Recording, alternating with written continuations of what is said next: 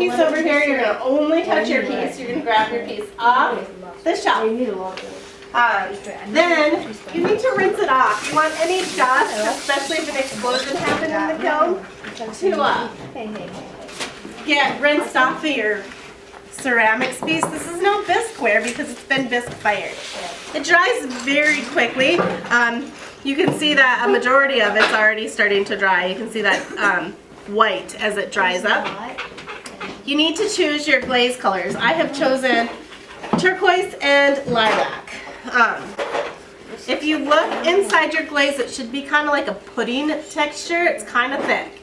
That's normal. If it's too thick, you can add a little bit of water to it. The first and most important thing to glazing is making sure that you shake up that glaze, mix up those minerals because they separate. They weigh different amounts. So you're going to mix up those minerals.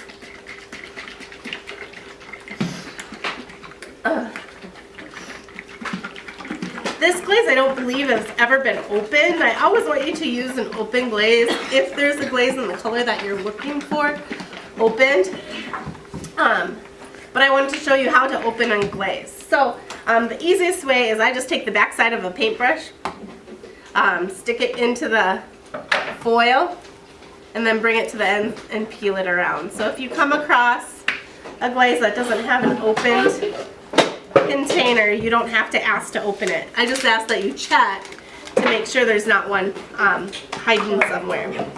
Alright, so the glaze brushes are on the glaze shelves. You could use acrylic brushes for glaze, but these ones are stiffer bristled, but they absorb more, so they're better than acrylic brushes. This one right here is actually an acrylic brush. I grabbed it just because I wanted the smaller option for more detail. These two are glaze brushes. All my glaze brushes have yellow handles at this point still. Alright, so anything that I want to be turquoise, I just blot my glaze on. So we put glaze on a lot different than paint. We more blotted on. It doesn't really paint on very smoothly. It's kind of thick. Again, it's minerals suspended in water.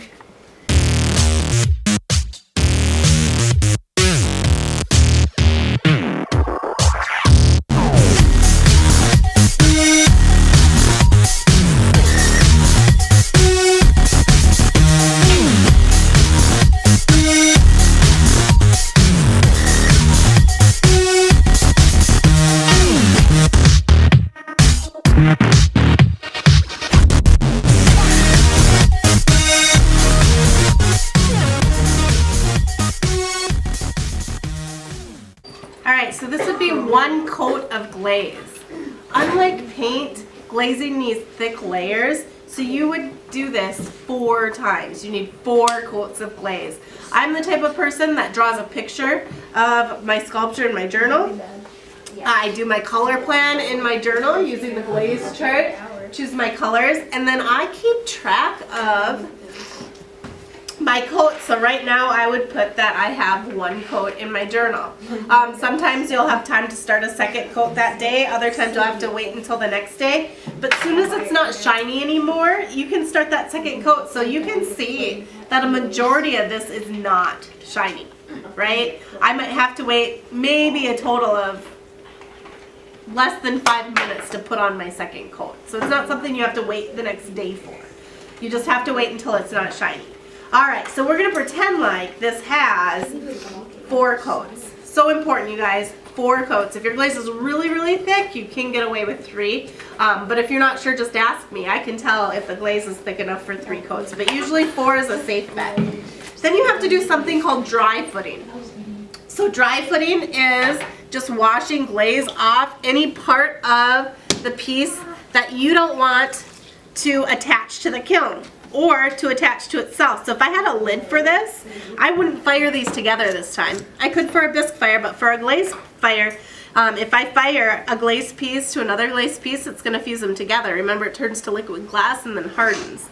If I fire this glaze piece right now, even on the bottom of the kiln shelf, it's going to attach to the bottom of the kiln shelf because of the glaze on the bottom. So I just take a sponge, and this is the nice thing about glaze, that option that we don't have with paint, is glaze washes off.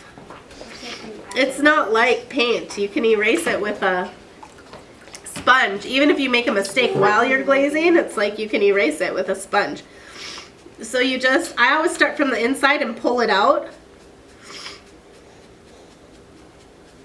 Make sure there's no glaze on the bottom, and then I like to hold it on a flat surface at eye level. Usually I'll just get down on the table and make sure that no glaze is touching the surface of what it's sitting on.